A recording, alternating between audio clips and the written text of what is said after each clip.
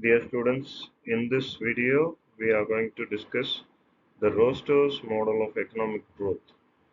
So he has defined the five stages that each country have to come across while achieving economic growth.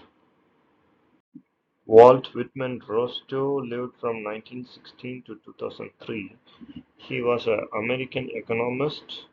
He was acted as the seventh United States National Security Advisor from 1966 to 1969. So we'll proceed with his stages of economic growth. According to Rostow, there are five stages in economic growth. They are the traditional society, precondition for takeoff, drive to maturity, the stage of high mass consumption. Now we will discuss the features of each stage in detail.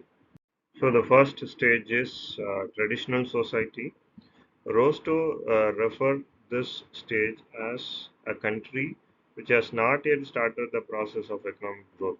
So most of the population in the particular stage will be engaged in the particular country in the agricultural sector, and the lot of national expenditure of the government was spent mostly on unproductive expenses like religious building of religious structure, and more spending on the military will be done in this stage.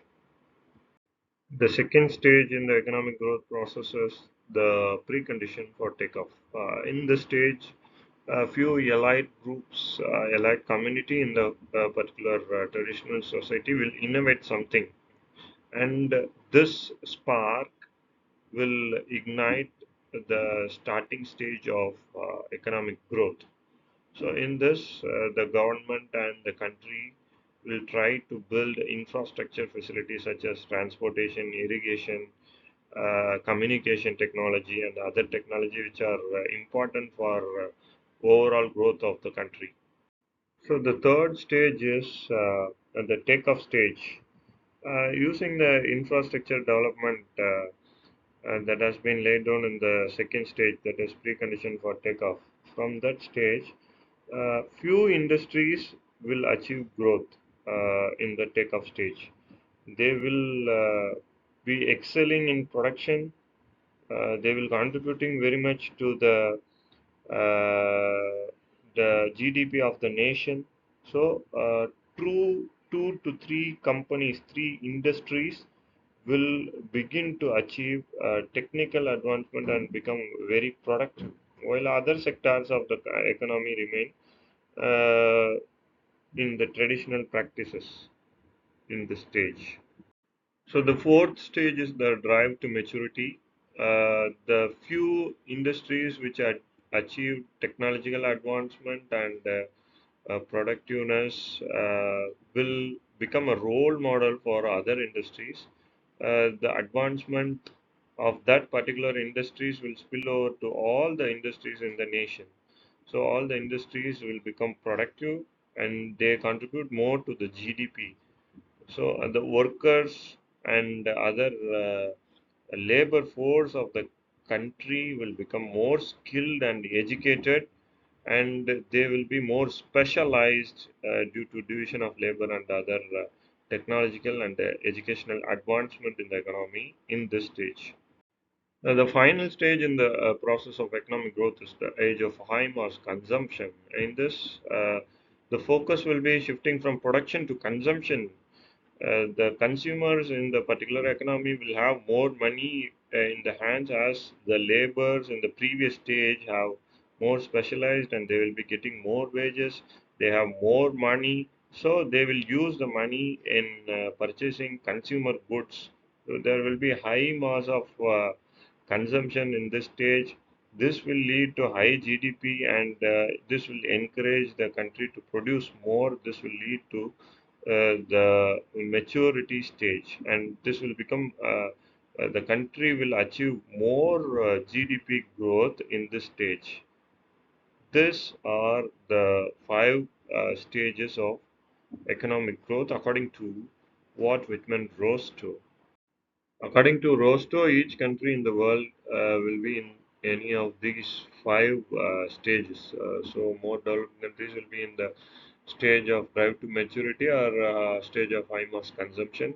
Less developed countries will be in any of the first three stages, that is traditional society, precondition for takeoff, or takeoff stage.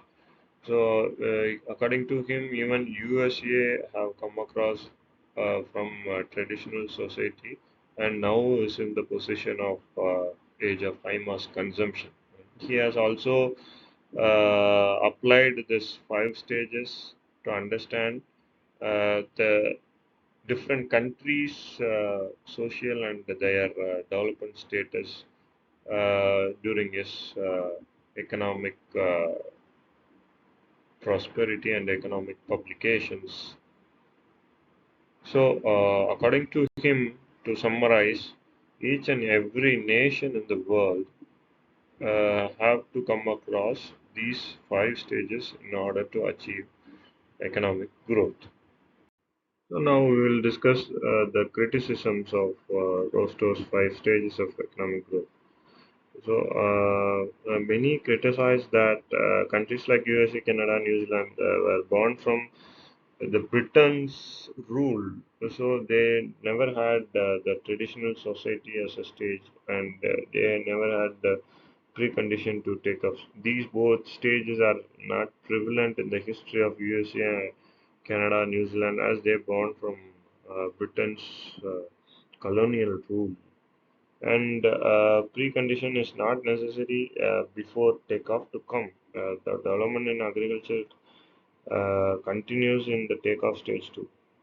It is not define major uh, specific criteria to measure a nation's performance or place it in any of the five stages shown in the model, such as the level of earnings or proportion of workers in various sectors. He doesn't give any numbers to define a country stage.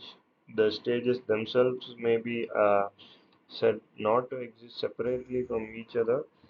The drive to maturity, for example, can in fact coincide with an stage of high mass consumption.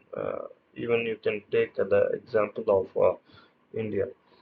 The degree of investment suggested by Rose 2. So each stage from the takeoff stage, drive to maturity, and age of high mass consumption. In these three stages, Rostow has given some percentage of investment. That investment, in fact, not present in any of the histories of developed nations.